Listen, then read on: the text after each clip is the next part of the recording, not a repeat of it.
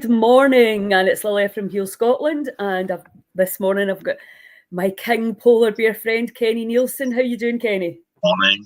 I'm good. How are you? I'm great. So, I thought we've not done a live together for ages. We used to do them a lot more regularly. And I wanted to come on. You want to take that now? I know, well, that's true. I wanted to come on and talk about the next fast because I was blown away by how many people succeeded in that last one. Considering it all came together, didn't it? Like we didn't put a huge amount of time in terms of organisation, but it was just brilliant to see the enthusiasm and also to see how many people actually managed to do the 3 days, because that is it's a big ask for a lot of people. Morning, Lorraine. It's a big fast. It's a big fast. It's just challenging, very challenging. Yeah, and I think, I've spoken to a few people, and I have to say, you can tell me whether this is true or not, it was mainly the men that crashed and burned partly through it. Did you notice that? Aye, but I think that's fucking standard in most things, to be honest with you. and then they were raging at themselves. Then they were raging at themselves. But I was saying, it's a really good idea to do it, because at least you know where you're at, because so many people believe that they can't do it, and they absolutely can. You and I know that. It's all starts and finishes here. There was loads of people that done 24 hours and were astonished with themselves. And some of them who got to 48 hours were like, I can't believe I've done that for 48 hours. And the ones that done it to 72 are just like, what is even going on? Absolutely. What is even happening? I know. It's and I think for me, it is one of the most empowering things. I mean, I've been doing it for a long time, as you know, but the mind tells you the idea of living without food for 3 days just seems actually almost impossible. And then when you do it, it's just you're so chuffed with yourself. I've actually found that. So that's. I am no expert at fasting. I'm just like one of the rest of the crew, man. I'm trying my best with it. But because I set it up doesn't mean I know what I'm talking about. Probably be better after you at some point sitting down and talking with Claire, because she is clued up with it. But what I have got is the experience of somebody that's not so experienced. For me, I done a 72-hour fast my first time, and then I done a couple of 24-hour fasts. And then it came together because I was going to do another 72-hour fast because my belly was all bloated, and I was like, I need to do something with this. And I thought, I'm going to fast. I'm going to eat. I'm just going to fast and let that come down. But for whatever reason, I had to get my daughter on the Wednesday night, and she wanted to go for pizza, so I broke it at the 48-hour mark. And I thought, right, I'm going to do another one now. The following week is 72 hours. And what I've noticed there, the 4 sort of bigger ones that I've done, it does start to get easier, even though it's extremely challenging. But it is all. See, I noticed on this one here that I was on here. I was in my head constantly. I think on the Wednesday, I literally sat on this bed nearly for the full day. And I sat and I prayed and I sat and I meditated and I sat with my drum, and I just sat with myself the whole day, just watching my head going ding, ding, ding. It was actually fascinating. It was a beautiful process, so it was. Whereas like times before that, I felt like I was rolling about, holding my belly, starving. But it's not until after the fast, which I realised that every time I've done one now, I've realised after, as soon as it's finished, I've always went, it's actually not even really that bad. Like, there's never really been a time where you've actually been starving. Do you know what I mean? Like, you've never, like, it's just empty feeling in your stomach. It's like a shallow, hollow feeling. And for some reason that, we can't seem to handle that. And we're too used to just going, and filling that. Yeah. Rather than letting that feeling be a feeling of your body's working. It's your stomach's getting a rest, your digestive system's all getting a rest, and you can notice that. And I think I noticed that more this time when I was really trying to be aware of what was going on with my head and my body. I kind of noticed my body doing stuff. And I actually at one point I felt a sharp pain, feel like here, and I could feel it moving slowly through my body. I was like, what is that? And I went to the toilet. It was like a fucking spiritual experience. And it just thought, bleh. I was like, wow, that obviously had to come out. Yeah. Weird, man, but beautiful. Yeah. I mean, was that you did one, well, you started it when you were up in Skye with us at the Heel Inn. Was that your first one? I started it. That was my very first ever fast. So that was just and this year. Yeah. That to me was really, really hard. I found that really, really difficult because I'm a greedy bastard. Like I'm also an alcoholic and an addict, and I'll use anything for a distraction. And when you start knocking things out of your life like alcohol, drugs, like you're trying to knock out nicotine, and for me like Diet Coke, like you start to just keep flicking on to the next thing. And food is like your last comfort. Yeah. If you're not, imagine sitting there with your phone's broke and you've not got anything to distract yourself with. So it kind of takes you into a place of being able to just sit with yourself, and that's the difficult part for people. I think it's the ability to sit with your own thinking without distracting on whatever it might be, and food probably being the biggest addiction in the whole fucking world. Well, this is the thing. Food's actually overeating, and it's not even overeating. It's eating all the wrong foods that has no nutrition in it. Is the biggest problem that we have, killing way more people than heroin, for example. So and also, what we found when we had the gym in Glasgow was that pretty much every day, including myself, you'd go out on a Friday night and a Saturday, and then your blood sugar's all unstable. So you don't want to eat healthily for maybe 2 to 3 days. So it's Tuesday before you're starting to feel normal again. So you'll eat healthy Tuesday and Wednesday, and then it's the weekend again. So cycling, with these unstable blood sugars, ups and downs, highs and lows. And then, because again, when you've got a hangover, you want to eat. You don't really want to sit and have a fresh juice and a salad and you want the carbs, because you try to get your blood sugar back up. So what happens for me as well is to working life, living in the club every day, working with people. It's just too easy. You get up, swallow your coffee, get out, rush out, and it's like for me, and I swear to God, this is every day. You can ask Daniel, right, if I'm lying or no. Every single day, we'll stop off, go into Greg's, and I'm going to get a coffee, and I'll always get something, like a rolling bacon, a steak bake or something. And there's never been a time I've come out there, ate that and no went, that's disgusting. So I keep doing it for convenience. And the only reason I'm doing it is because I've got a feeling in my belly and I want that to go away. So I'll happily just eat shite, just to take that away, to distract myself with that horrible feeling. And I swear to God, I hate Greg's. It's rotten. It's absolutely rotten. The rolls are rotten, the sausage is rotten, the eggs is rotten, the pastries are all rotten. But I'll still every day put it into my system. I done it again yesterday because we were late again yesterday. Went and got a rolling sausage and a coffee out of Greg's. I'm like, why am I doing this? It's pure madness. It's madness. But it's the awareness that we're doing it, because we all do it, obviously since I've been here, there and everywhere and not as much in control of my food and doing the exact same thing. You're hungry. You're like, well, you just go into the shop that's nearest. And, it's when I was living at the farm, I would go out and get all the food out the garden, and I would make things, there was this kind of really relaxed. You weren't chasing time. You weren't chasing the clock. The food was just there. But, I'm like everyone else. You take me out of that environment and you're back. Jason Vale calls it like your airport day. It's just like what's there, and you just take and eat that, because it's the fail to prepare, as they say, prepare to fail. I've actually got a bag now that's got all my nuts and seeds and all the bits and pieces that I normally, so I can just have it in the car and I can take it with me. But it's taken me about a year to get that organised. It's so easy we could just make a decision and stick by it.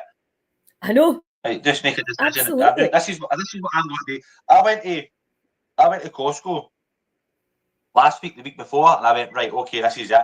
I went and get the big massive tray of boneless chicken thighs, a big massive tray of chicken wings, and I thought, right, chicken and rice, and I take it all out, I separated it all into freezer bags, and I put it into my freezer so I can just take one bit at a time, defrost it, cook it, and chicken and rice, man, and not once have I used it yet. Yeah. Not once. But I made that decision 2 weeks ago, and I still couldn't follow through with it. Madness. We're very funny creatures, aren't we? We're very funny creatures. So weirdos. I think, yeah, I mean, I was actually talking it was Siobhan actually about curves and talking about intermittent fasting and the massive difference that makes to people. And, you know, that not eating 3 hours before you go to bed so that you can digest your food. And, you know, I think the harsh reality is that we are all living in these times where everything is not perfect, you know, and you're like, you know, I'm like you, quite often away from your house, in your place of work all the time. And so that's where fasting comes into its own, because if we can fast regularly and create this sort of fasting movement where it's a normal thing to do, we are going to be so much healthier. Because, you know, it turns out a lot of it is when you eat. And, you know, Michael Mosley's got brilliant research around it.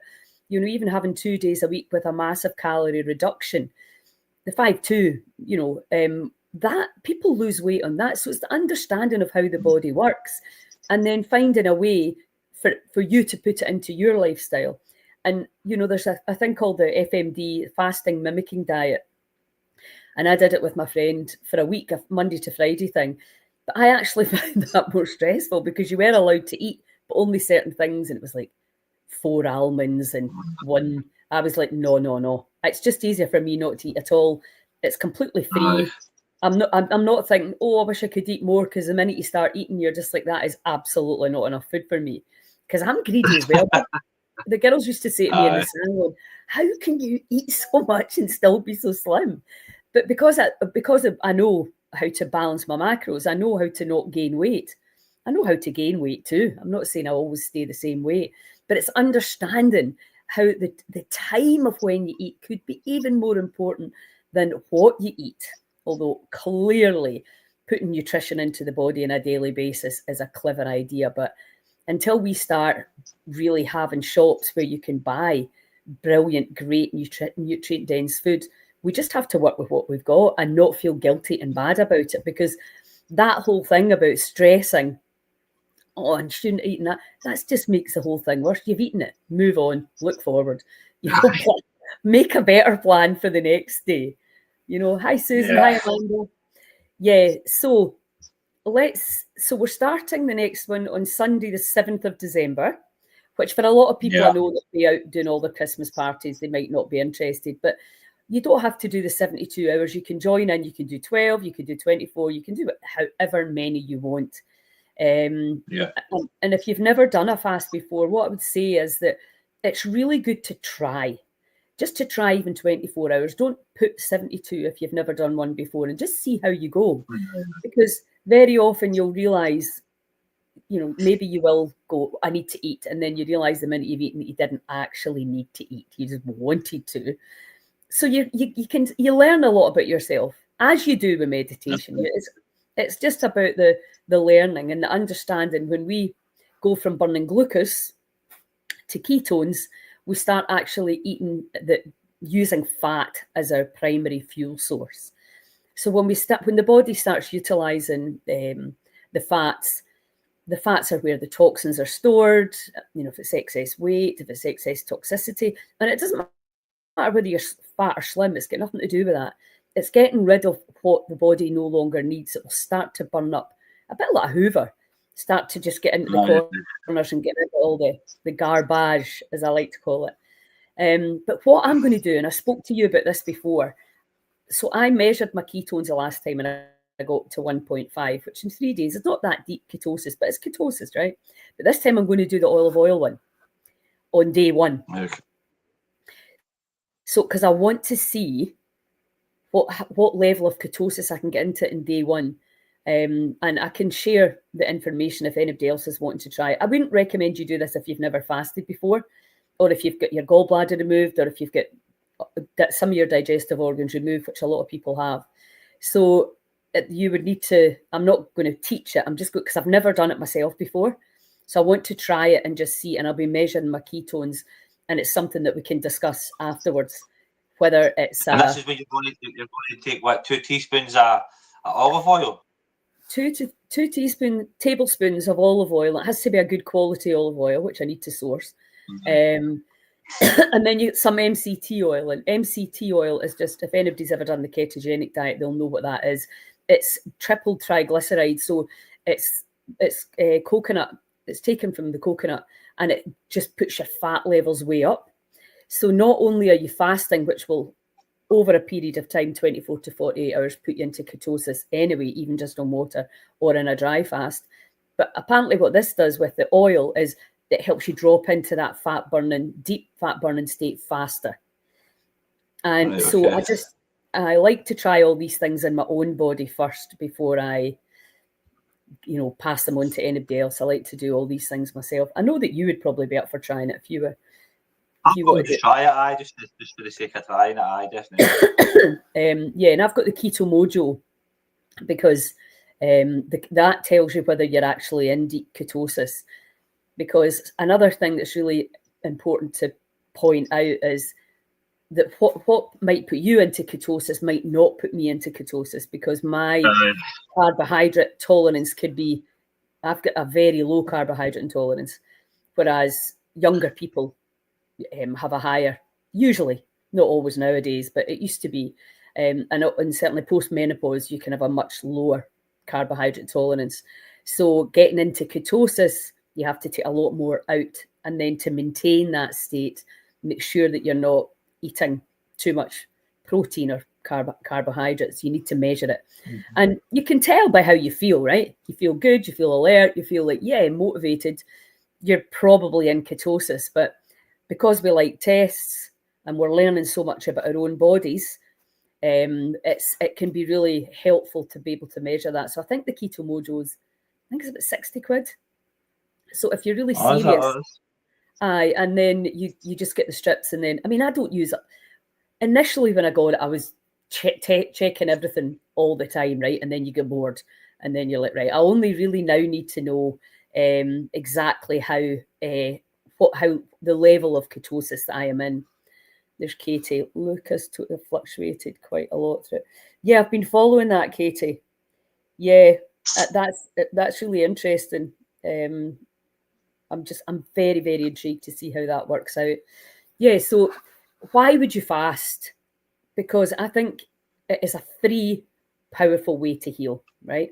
You can do intermittent fasting, no food after 7, 8 o'clock at night, depending on when you go to bed, so that all the food's digested. And then you go into the circadian rhythm, and the body during the night starts to detox, restore, and repair all the organs. If you're not sleeping, that process cannot happen. And the healing hormones flood in between 10 and 2. So it's a great idea to get to your bed early without a device. and also the whole sleep thing, some people, I've had all experiences where I'm waking up and I'm wide awake in the middle of the night. And then other experiences where I'm just out like a light at 10 and I don't wake up till 8 in the morning. So I think the reality is we can guess how we feel. We can predict how we maybe will feel. But the harsh reality is you don't know what's going to happen from fast to fast. And I've done literally hundreds over the last 30 years. So, and I've had a different experience. One time I did one in Malta. I just lay out in the sun and I felt terrible for 3 days. And that's the only one that's happened to. So, who knows? Maybe the sun was obviously lying in us, out in the sun all day really, really promotes the detox as well. So I don't think we have to worry about that here, right enough. But there's a lot of influencing factors. The time of the month, and, that's another one that's for women. Some people say do not fast over your period because you are going to be depleted anyway. That also depends on your cycle. I would just do it if I wanted to. I don't really listen to other people's advice very often because I like to try things out, because we always err on the side of safety. Oh, don't do it. No, that could be dangerous. And it's like, I'm in control of this baby, nobody else. And I will try it and I'll find out for myself, because what might work for one person will absolutely not work for another. And you can get so bogged down in the details. And the salt, let's talk about the salt, because people want to talk about salt. You need salt, you need salt. Now, again, I've got a friend who did a 40-day water fast and didn't have any salt. And I've been looking it up a lot. I never use salt in my 3-day. I actually did on the last day just to see if it changed how I feel. It didn't. So, but if you psychologically feel that you need salt, if your body believes that it needs salt, take some salt. I wouldn't recommend putting the salt into the water because it just makes your water taste good. When we started, we had like 80 people in that group chat. Uh-huh. And when I done my very first ever fast, my mate John gave me a wee pint Himalayan salt and went, just put a wee crack in that every now and again. Don't overthink it. He went, literally a tiny wee crack and forget about it. And I went, all right. So when somebody asked in the chat, can you take this? Can you know, it's like everybody wants to know what you can take. Can you have a cheeseburger? Can you do that? Blah, blah, blah. I briefly mentioned just put a bit of salt in your water and go on with it. And then for then it just went salt mental. I'm like, shouldn't they be taking advice off me? I don't really know, man. But everybody went a bit salt crazy. Everybody was having tea salt for their breakfast or lunch and their dinner. And I was like, people are going to end up fucking poisoned with salt.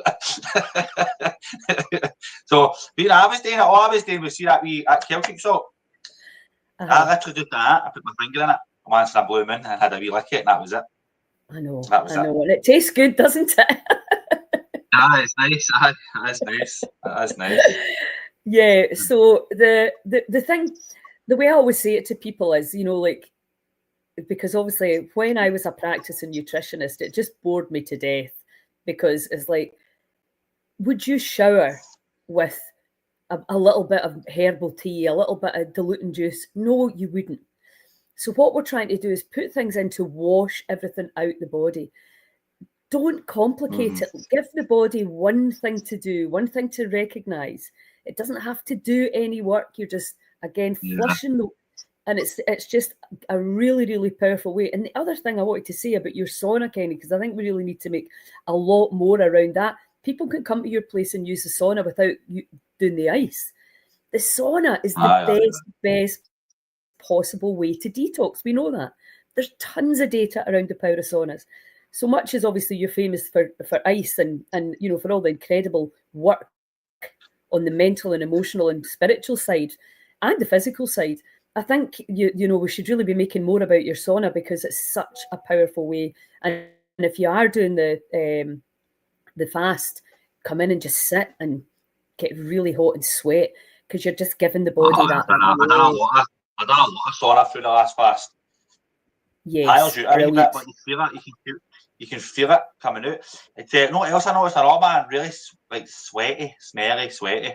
I noticed that last time.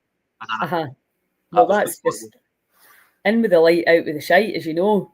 But that's another point that you just raised there. You felt tired, right? So you also have to take into consideration your job. Are you running after kids?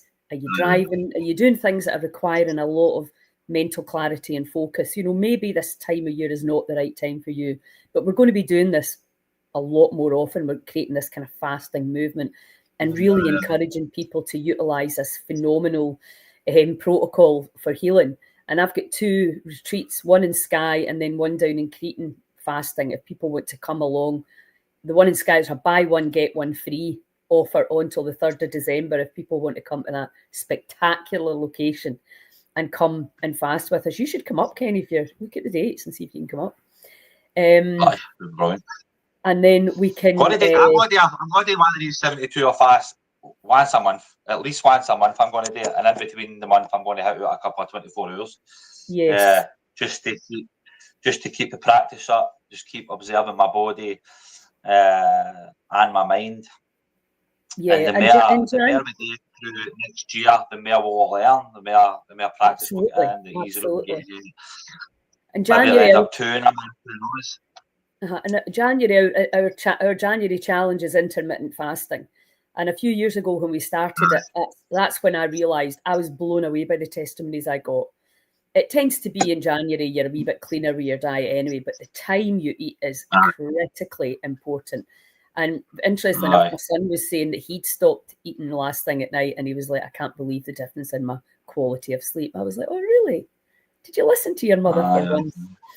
So yeah, so I think there's things that you need to take into consideration, and some people need a lot more preparation. And I know for me, it's the psychology of I need to know when I'm doing it, and then I'm in the mood, I'm on it. It's just like that. It doesn't matter what anybody else is doing. That's what's happening. So, and I think with all the digestive issues, so many people suffering from digestive issues, from IBS, Crohn's, colitis, bloating, parasites, because what's brilliant about the sauna and the fast is it will take care of all of that. So instead of thinking, what am I going to take? How am I going to do my parasite cleanse? Well, the body, when we give it the space and the time, will literally do it all by itself. So, and that's what's so empowering, because you're like, you don't need to know anything. You don't need to be an expert. Anybody can actually do this. The other question we get asked a lot is medications. And clearly there's some medications that it could be counterproductive to. So the best thing to do is just to get in touch with me, and I'll let you know. And supplements, again, I just would not take anything for the 3 days. Give the body the complete rest to let it recalibrate. Just, it's only 3 days. Nothing's going to happen. So, and obviously we know that's when the healing happens. Your nervous system, your hormonal system will start to balance. Your microbiome will start to balance. The body is so genius. It's so intelligent, and it's us that torment it to death. And fasting, John, did you see the live with John yesterday? He's just out that. Yeah. He's just out that Vipassana. I knew he was about to do that. Is it how many days are silence? 10 days. 10 days at 10 hours of meditation a day. He says, tell Kenny, you've got to do it. He's telling me, clear your diary next week and get on it. I was like, no, not right now, but I definitely will do it at some point. But we're looking at 10 days, but I'm not getting today. I know, that's right. You need to plan it next year. Start the club and steal my wins. Aye, I know, exactly. I'll get somebody to help out with that. I'm sure you could. But anyway, we're looking at ways of bringing some of that ancient wisdom to Scotland as well. I mean, John's really had an incredible experience. So, we need to find ways. Most people are in your position that we're talking to and talking about. It's like, the reality is you're juggling a lot of balls. So we need to work out, well, how can we do this? What's the easiest way? And fasting's one of them. You don't need to buy anything. So anybody can do it. It's totally inclusive. It's free. And then it comes to this. So let's talk about the emotional side of fasting. So what will happen, obviously, is your body, well, first of all, you'll come up with every excuse under the sun why you shouldn't do it. Because people like to go, but can I do it with this? Yes. But what about this? Yes. Yep, you can still do it. Because people want that somebody in power to tell them, no, that's too dangerous. Don't you do that. And I'm not saying if you've got major health issues, for sure, take advice. I'm happy to give out the advice if I think it would, 3 days is too much to start with. You just start with the 24 hours. Then the mind comes in and starts, like say, we eat. Even you saying that, people will instantly go and latch onto that and go, well, I'll just start with the 24 hours. Because now that's been said, it's sit there, and there's going to be so many people going to go, right, all right, I'm going to do the 24 hours, which is fair enough. Because if it was somebody that's maybe never going to do it, then at least hopefully they'll try it, which is still good though. But the heat, and I think heat is the bastard. For you and I, you would be like that. If they said, right, there's a 10-day challenge, we'd be like, that, right, we're going for it. But the thought of 10 days puts people off. So we're looking at going, let's start somewhere. Just try, because then you know how much work you've got to do in yourself. I was asking John how many people left the meditation retreat, and he said it was 6 out of 130 left early. 6 out of 130 left? Aye. That's wild. Yeah. And no, it's but this is the reality, because we believe they're terrified us of our own body. We're terrified of our own bodies. We're terrified of our own abilities. And that's when I've run the fasting retreats, I would say 98% of the people at the end say it was way easier than I thought. It's this that tells you how difficult it's going to be. And if you've always had issues with food, which a lot of people have had, sugar addiction's huge. I met somebody yesterday and they said, I cannot believe they did 2 days and they said, my sugar addiction, I've just not eaten any sugar since. Because obviously the cravings go away very, very quickly, a bit like nicotine. The cravings can go very quickly when you do this, and then you reset. And then if you make it a habit, you'll notice every single time that you do it, you're going to have gains. That's the way it works. The intelligence that made the body without any help from us is already there, that blueprint. And the body knows what to do. And somehow, somewhere, we started thinking the body doesn't know how to heal itself. Don't ask me why. But I mean, I used to think that too. I used to think that, that, well, there's certain things the body can heal and there's certain things the body can't. We're now realising. But why would you think that? Because nobody knows that. Nobody knows that the body's got the ability to heal. Nobody knows that if you stop eating, that this is all going to start to repair itself and clean itself, and your cells are all going to start to regenerate. Right? You don't know that if you don't know it, because we're so programmed into this matrix system, or whatever you want to call it. Years and years and years of conditioning, to the point where we can't even just sit for 5 minutes without any distraction. None. She talked about starting things. When I done the 30-day morning routine, we had 50 people that started it, waking them up at like 4:30 in the morning and doing meditation, breath work, and just some movements. And I think within the first day we lost like 20 people, and then by the last day we ended up with 6 people who were still getting up and doing it. Now that's not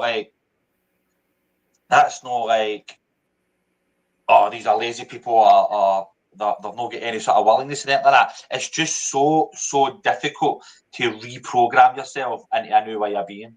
It's so hard to maneuver this part of your body, this thinking part here that's intrusive, man. That's too easy just to pick up the food. It's too easy just to pick up the phone. It's too easy just to turn around and hit the alarm snooze button. We're just so programmed to just be this other way of living, rather than focusing on what it is that we actually want to do. What do I want to actually do with myself? Do I really want to go through a 3-day fast? Aye. Because it's like, I noticed with the fasting, for me it was a bit like alcoholism, right? Maybe not as severe. That drive to do something that I've already made a decision that I'm not going to do. Yes. I'm not going to drink. That's me. I can't drink anymore. But there's something in me that drives me towards this obsession, and food is an obsession. So like, I'm sitting there and I can't remember. So like, Alcoholics Anonymous 12 steps, they say a day at a time, and they tell you when you first go into the fellowship, you can't do a day at a time, do an hour at a time. Right? You can't do an hour at a time, do half an hour at a time, do 10 minutes at a time, do 5 minutes, do 2 minutes, do a minute. So you just need to sit there and focus on your thinking and your mate. Because my head was coming up with all sorts of mad excuses. All sorts of mad excuses why I should go and why I should eat. And does it really matter? And then it'll start saying things to you like, well, see if I eat, nobody will know. Right? I could still put my post out. I could still put a post out on I could still put a post out on 72 hours and say I've done it. Who's really going to know?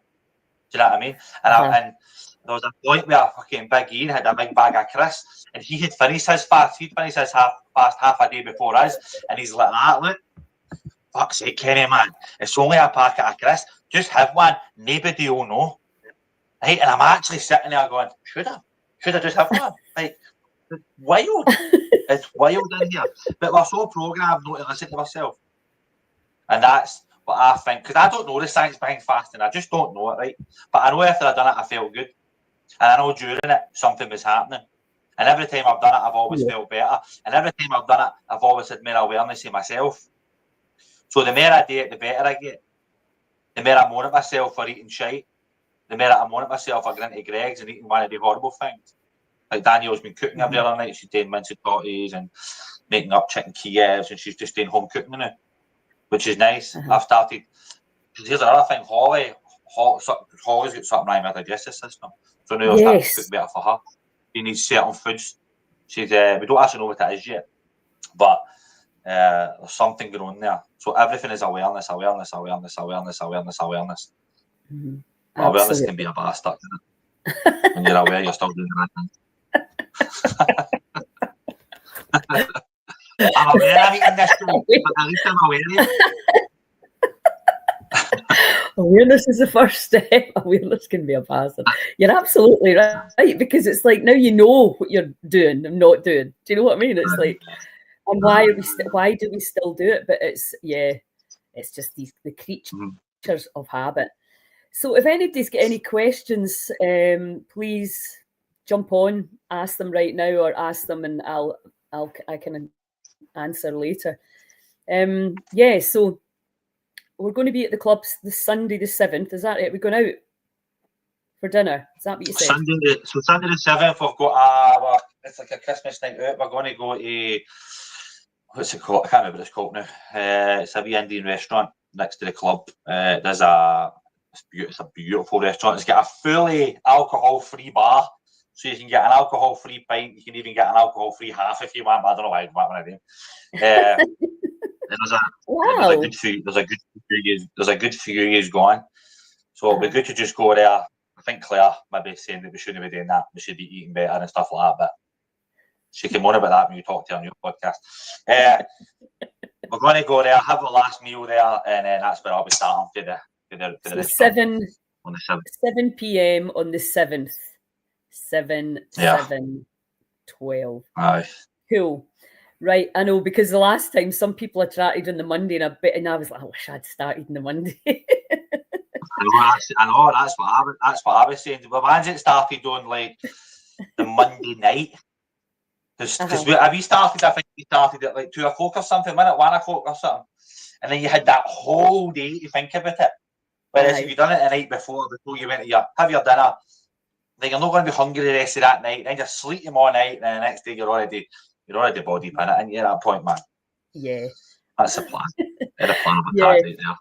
And because what was great the last time, obviously, was doing that breath work on the Thursday night. I mean, most of us weren't breaking our fast till the Friday, so it was brilliant. That was a brilliant night at the club where we're just all like fasting and totally like high as kites. Yeah, so some of the breath work experiences were wild with the ones that were fasting.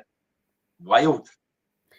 I mean, that's actually one of the reasons I started running fasting retreats, was to get that result from the breath work. I love it. Oh, crazy. Absolutely love it. Crazy, man. I know. I actually been doing it on the Wednesday night. Was it whatever night it was, right in the middle of the fast, and I was sitting in a motor, we were talking to each other, and we'd done a wee bit of breath work, and I mean 10 deep breaths, me and him each. It wasn't just 10 deep breaths into the belly, up into the heart, let it go. By the time I'd done the 10th breath and done a wee breath hold, I sank into my chair and I couldn't move. I was like, that is wild. It was unbelievable, just with 10 breaths, what the fast had done. So I liked that. I enjoyed that with the Thursday night breath work. It was good. I struggled with it. I struggled holding it, I think, a wee bit. I was a wee bit all over the place, but you get through it. Well, that's the thing, isn't it? You know, it's kind of, I know what one morning I got up, it was at Barmoloch, and I was like, oh my, I am all over the shop. And I just was like, I just had to admit it. Because obviously you're like, I'm probably not going to be the best teacher in the world today, because I'm absolutely high. But you just have to go with it, and everybody kind of understands. It's great. Right, okay. I think we've covered pretty much everything.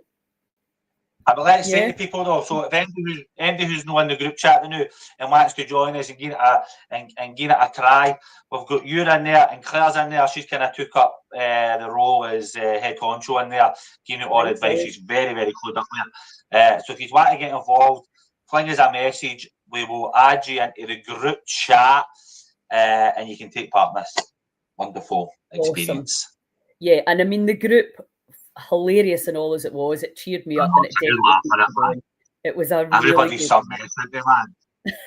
everybody's some mess in there, man. It's some laugh, man. It's a bus. But I mean, it is that, you know, misery loves company, and it was great. and you can all be miserable and funny together. So yeah, I highly recommend, if you're going to do it, that you join and even if, you know, join the group just to see what it's like, because a lot of people might just be, the seed might just be getting planted right now, and it might be next year. You might think, no, this is a busy time for a lot of people. You don't want to put any stress on yourself. But again, it's just like planting that seed and going, right, well, next year, let me try it. So awesome. Okie dokie, right. Well, everyone have a wonderful day, and I'll see you tomorrow night, big man. Bring your sound balls, I like a shot of them. Yes. Okay, everybody.